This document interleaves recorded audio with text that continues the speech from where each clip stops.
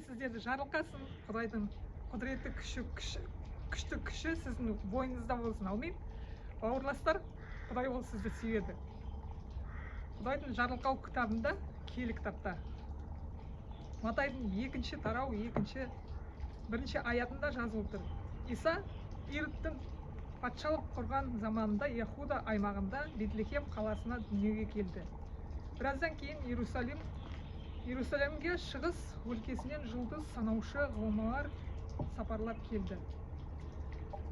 Көрдіңіздер ма? Құдіретті күшті Құдай ол осы дүниеге келді. Сәби ретінде. Осы дүниені сүйіп, осы дүниені құтқару үшін келді. Сондықтан сен де, мен де, біздің әрқашанда Құдайға сүйенуші бауырластарымыз, олар құтқарылған адамдар. Құдіретті күшті Құдай біздерді сүйгендіктен өз рухани ұлын Иса Масихты жер бетіне жіберді. Неліктен? Біздерді құтқару үшін, біздерді өзінің сүйіспеншілігіне бөлеу үшін. Адам бере алмаған сүйіспеншілікті Құдай бере алады. Түсінесіңіздер ма, бауырластар? Құдайдың сүйіспеншілігі ол шексіз. Аумин.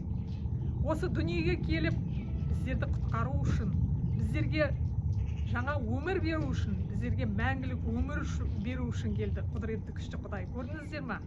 Сонда мына жұлдыз санайтын адамдар келгенде, олар ғұламалар келгенде, олар Құдайға ізет білдірді.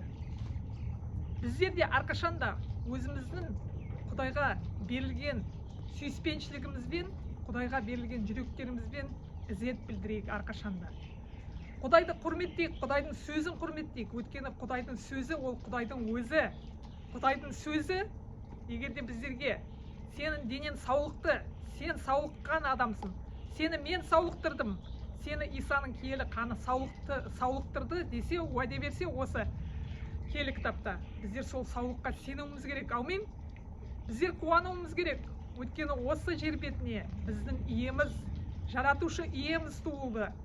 Сол туған күнде біздер бір-бірімізді құттықтап, бір-бірімізді құрметтеп, бір-бірімізге әрқашанда амандық пен тыныштық, саулық пен Құдайдан келген күшті сыйлайық.